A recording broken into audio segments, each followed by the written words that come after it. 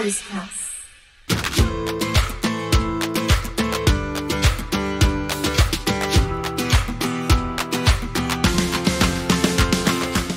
Hello everyone, my name is Tasha Garcia. I'm from Author's Press. Today is April 5th of 2022. I'm gathered here today with author Hilton Napoleon on his book, A Badge, a Gun, But No God. Can you tell us a little bit about yourself? Yes, I have. I'm one of 7 children. I have 5 sisters. One of them passed, my sister Bobby. She passed away 3 years ago. And I had a brother. It was 5 girls and 2 boys. My brother, he was the chief of police in the city of Detroit, and he was the sitting Wayne County sheriff at the time. He passed away with COVID. And so I grew up. I attended Detroit public schools. I went to Cass Technical High School, which at that time was one of the top 5 high schools and still is in the country, public high schools. And from there, I played sports while I was at Cass Tech. I played baseball, basketball, and I ran track, and played for the city championship in both sports, baseball and basketball. Fortunately, I was able to get a scholarship to Kentucky State University, and I played baseball down there with 19 other teammates from Detroit. And we had a lot of success down there. In 1976, we made it to the College World Series, Small College World Series. And we finished 3rd. We did pretty good. I did attend, after finishing up at Kentucky State, I attended Eastern Michigan University, where I finished my degree in criminal justice. And I continued my education and got my master's degree from Eastern Michigan University in liberal studies. So can you tell us a little bit about your book, A Badge, a Gun, But No God? Yes, this book was something that I did because I was really concerned about the direction that law enforcement was going. I spent 29 years in the Detroit Police Department.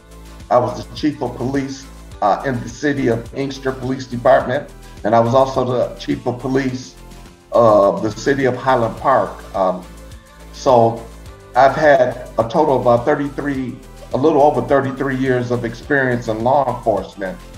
And over the past 5 or 6 years, there have been problems with a lot of police shootings of unarmed citizens, which was alarming, to me, and I was concerned about it. And in order to get the message out, I wanted to write about some of the things that had occurred. How did your journey as an author start or begin? Well, it wasn't nothing. It's kind of interesting because I never intended to be a police officer. The only thing I ever wanted to do was play Major League Baseball. and by accident or by chance or however way you want to, me and my brother, we both were walking down the street past the old Hudson's downtown in Detroit. It was a large department store. And there was a police recruiting van that was in front. And me and my brother, we had walked past the recruiting van, and all of a sudden, a police officer jumped out of the recruiting van and started waving towards us. And so me and my brother, we turned around and looked, and so we both pointed our fingers at each other like, which one of us messed up, Which we weren't doing anything, we're just walking. And he says, he waved both of us to come to the van, and we sat in there, and he says, look, the recruiter said, we really need police officers. And, so me and my brother, we didn't want to be police officers, but we decided that we're going to fill an application out to keep this guy happy so that he could get his quota and go on about our business. And that's pretty much what we did. And so eventually we got a call from the police department, and we went down there to take the test just to see what it was about. And we had did so well on the test, both of us, that they really started calling and squeezing us about continuing the process. So I went through the entire process and was supposed to start the academy on a Monday, but the coach from Kentucky State came and saw me pitch on Thursday night and offered me a scholarship. And so I had to call on Friday and tell them that I wasn't coming, that I wasn't. Yes. And it was kind of, I really wanted to play baseball. And that's why, I turned it down. But eventually, after attending Kentucky State, I had to, start working, because I wasn't in school. And I decided to activate my file and went on and joined the department. That's something amazing.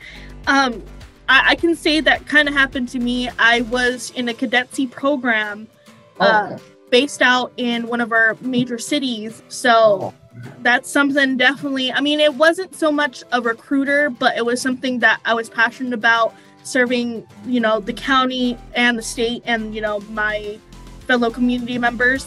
So that's something definitely I would, in the long run, have somebody do. Like, if you're passionate about that, go ahead, see what the police department's about and see if you can help them protect. Yes, and I developed a passion for police work once I got in. I was all in because being the size of the Detroit Police Department, there were so many areas that you could get in. We had a scuba diving team. We had all types of investigation positions, homicide, sex crimes, armed robbery. So there were so many different varieties, and that's one of the things that I like. And once I got into the department, I had a desire to go and work some of those other places. And fortunately, I had a great career in law enforcement. And while in Detroit, I got a chance to work the gang squad. I worked homicide. I was a detective sergeant down at the homicide section. I worked the carjacking task force. I worked the commercial auto theft section, and as well as I did work the precincts also as a police officer. Amazing. So my next question to you is, what is the main message you want to get across to the public and the readers? Well, the main message is that anytime you have problems, you have to admit you're having a problem, and you want to face the problem and you want to work through the problem. Over the past several years, there have been serious problems with police shooting unarmed citizens for minor, or no offenses at all. And it really resonated with me. And I felt that I had to comment on this so that to let the citizens know that, this is not the way the police should operate, but also that most of the police officers are good guys and they're great people. But I wanted to get the message out that we as a police department cannot let a small a faction of police officers to destroy the profession. Because what has happened, in this is that nearly every police department in the country are having problems finding people to do police work and to work as police officers. I do know that here in the city of Detroit, they have 200 openings there. In the police department, they have 300 openings in the sheriff's department, and they cannot find qualified people to fill them. They want to fill these positions. Police work is difficult work, and but it is also rewarding work. I believe that I had a very rewarding career. Even though I worked in a lot of difficult places, it was very rewarding in the fact that I was getting the bad guys. And that's one of the reasons why, I wrote the book. We had to we have to recognize that we have problems within the police department, that there are problem officers in these police departments. And I did provide some solutions in my book to hope to correct this, some of the conduct that has happened over the past 5 or 6 years. So is this book a standalone, or is it going to be a part of a series?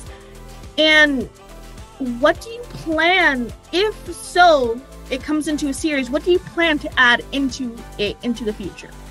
Well, first of all, when I wrote this, it was just intentional. It was my intention for it to be, you know, a standalone. I think that, you know, if I could add to it, there will be something that will be positive.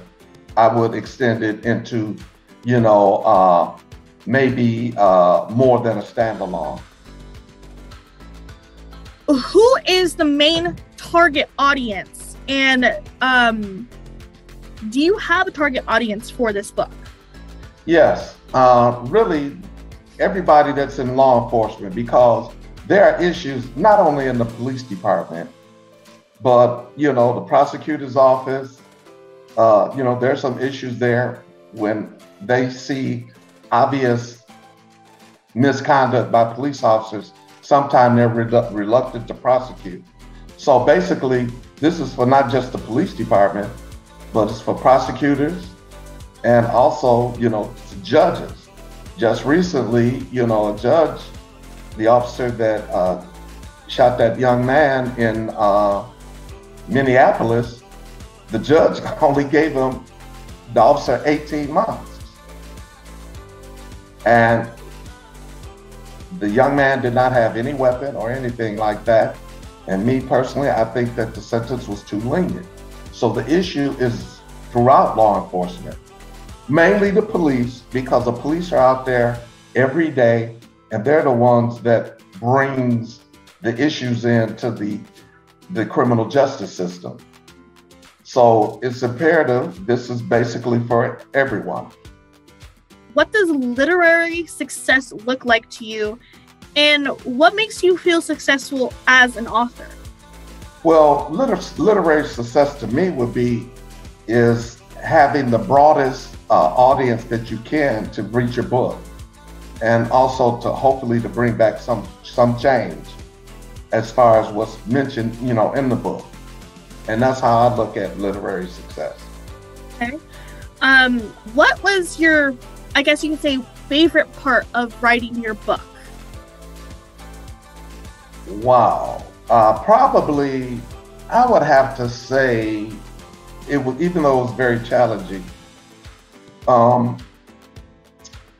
in my book, I added a story from my father's book that he wrote. And it was basically, he wrote it basically for the history of the family. And I did add a part of his book within my book. And with his experiences growing up in the South, my father grew up in Tennessee, and he wrote a book with some of the experiences that he had growing up. And I think that was the most fun part of my book, going through his book and adding some things that will enhance my book. What was the hardest part in writing this book, and what did you struggle with the most? Well, first of all, the hardest part of writing the book was exposing some of the things that I personally went through with the police. You know, issues that I had with the police, not only growing up in Detroit, but also issues during that I had with police officers during the course of my career. And you sort of kind of like, it was difficult in a sense that I was conflicted with, should I share this or should I not? But the whole problem is, I felt that it was necessary for me to relay this information out, because if you don't, the problems will continue to exist. And so it was important, even though it was difficult, it was important to me to write and speak about the things that occurred to me as I grew up in Detroit and as I was going through my law enforcement career. What is your biggest source of inspiration? For writing the book, probably my brother, who was the former chief of police of the city of Detroit, and also he was the sitting Wayne County sheriff until he died active from COVID. And he inspired me to write this book. But what really set a fire under me that really got it going was when 12-year-old Tamir Rice was killed in Cleveland, Ohio. I saw the film. It was really, really disgusting to me. And you got a kid playing with a toy gun on the playground and the officer just rolls up on him without any warning and just guns him down. And that bothered me, and I said, oh no. I said, I have to go start writing. And in the process, they had all of these other issues that was coming out with, police, the George Floyd incident, and, Breonna Taylor, and a lot of Ahmaud Arbery, and just a lot of things started coming out. And I'm saying, like, this seems to be an epidemic, and the bad apples in police department are dominating the headline, and I had to just speak about it. Are you pleased with the outcome of the book? And would you have done anything differently if you had a chance? I'm very pleased with the outcome of the book. Yes, I would have done some things differently. I probably should have added some more experiences in there. I was wrestling with, is the book too long? Is it too short? Those are the things that I was struggling with. And I did not want to make it too long because, you don't want to lose, the readers if the book is too long. And so yes, I think that I should have shared some more things in there regarding my police career and my experiences. However, I'm satisfied with the way that it is written. Is there anything else you want to talk about or mention before we wrap up here? I just wanted to say that, this is my first book. I'm very proud of it. It was very difficult for me to get through it because, I'm used to writing, police reports. And I did not, that was another issue that I had. I didn't want to make it sound like, but fortunately, my older sister, Dr. Geneva Smitherman Napoleon, she's an English major. She has a doctorate in linguistics. And she was instrumental in smoothing out the things that need to be smoothed out in my book. And so it wouldn't sound like a bunch of police jargon used in there. So she changed some words around. She went through my book and she was extremely helpful in me getting this out because, she's wrote 16 books herself. And she currently has her book out too, right now. As a matter of fact, ours is released at the same time. Amazing. So, yeah, so that's what I'm really, proud about.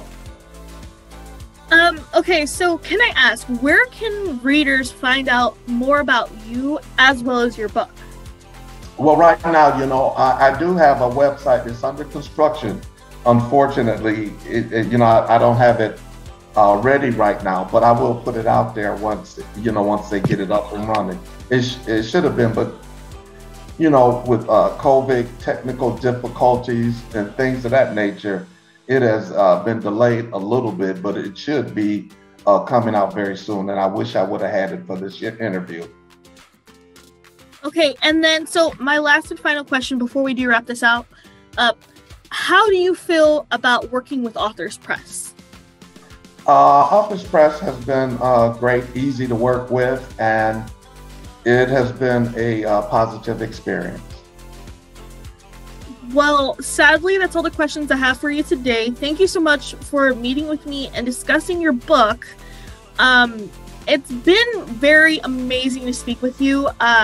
If you have any concerns, please reach out to Authors Press, either via phone or email, and we can get back to you as soon as we can. Again, this is author Hilton Napoleon, author of A Badge, a Gun, But No God, and I'm Tasha Garcia from Authors Press. Thanks for tuning in. Okay.